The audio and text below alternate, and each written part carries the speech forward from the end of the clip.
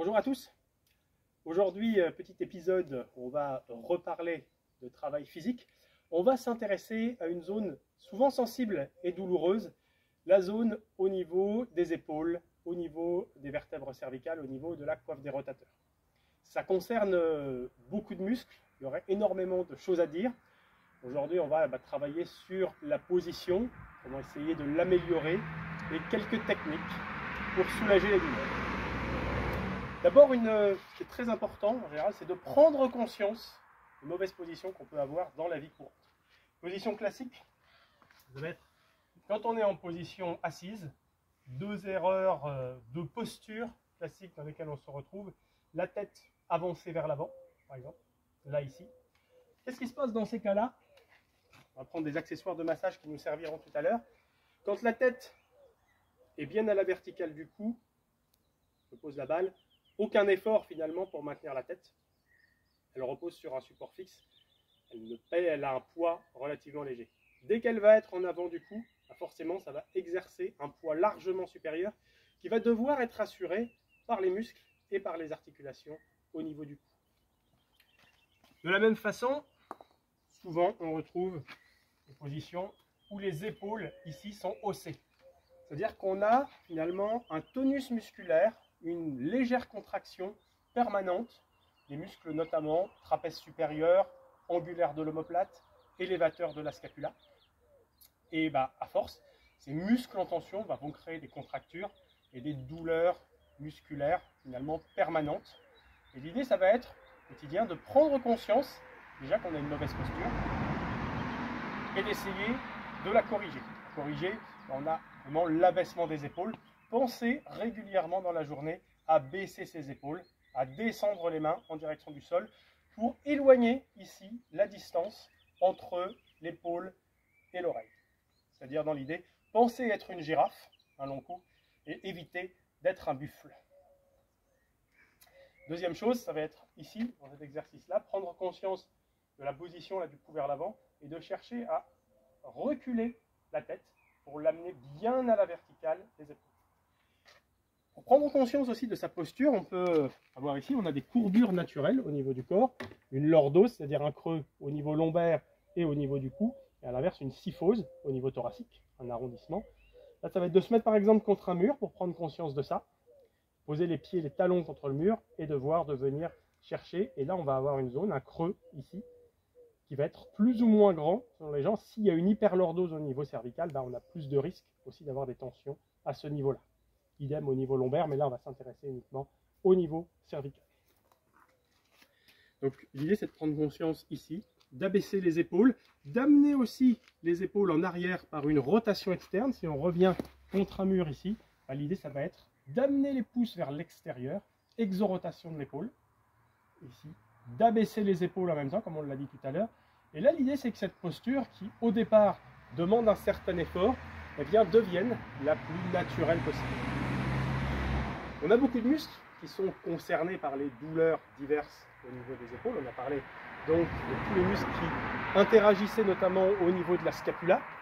L'objectif pourrait être aussi de renforcer les muscles fixateurs d'omoplate, c'est-à-dire qui permettent d'avoir une posture plus droite, d'amener les épaules en arrière, les rhomboïdes, les trapèzes moyens, par des exercices, par exemple ici, comme l'oiseau, où on peut le faire simplement, juste debout ici, de chercher à ramener les coudes vers l'arrière en gardant les épaules basses, en inspirant. On a un autre intérêt dans cet exercice-là, c'est l'ouverture de la cage thoracique. Parce que souvent, cette position des épaules en avant, elle est déterminée par un manque de force au niveau des muscles postérieurs, fixateurs d'omoplate, et trop de tonicité, manque de souplesse au niveau notamment du grand pectoral, du petit pectoral. L'intérêt d'étirer ces muscles-là, aussi d'utiliser l'automassage, on y viendra tout à l'heure. Quelques exercices aussi pour renforcer les muscles de la coiffe des rotateurs, qui permettent cette rotation interne-externe des épaules, souvent liée à beaucoup de douleurs à ce niveau-là. On va passer avec l'élastique.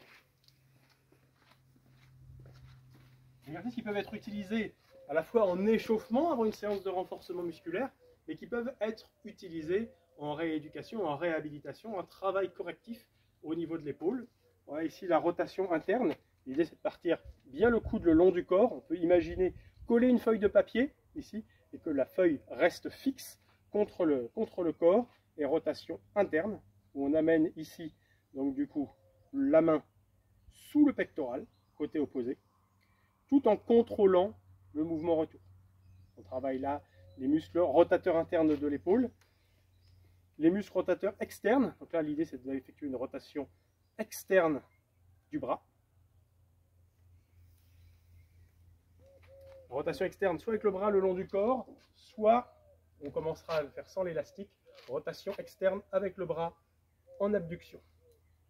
L'idée là ici, c'est de garder le coude fixe, l'épaule basse, et que la rotation se passe uniquement au niveau de l'avant-bras. Seule partie mobile. Pardon. Autre travail intéressant à ce niveau-là, le travail des muscles rétropulseurs de l'épaule, notamment le deltoïde postérieur. S'habituer à amener l'épaule ici en arrière par un travail de rétropulsion. Beaucoup d'étirements, je vais vous en proposer deux principalement. D'abord pour le trapèze supérieur, l'idée c'est d'amener l'oreille vers l'épaule, d'exercer une légère traction et d'amener la main opposée en direction du sol, d'abaisser l'épaule le plus possible. Donc là, comme on dit tout à l'heure, on augmente la distance entre l'épaule et l'oreille. Le trapèze supérieur qui a un rôle de haussement d'épaule, qui a un rôle d'inclinaison de la tête également, entre autres. Exercice qu'on peut faire évidemment des deux côtés.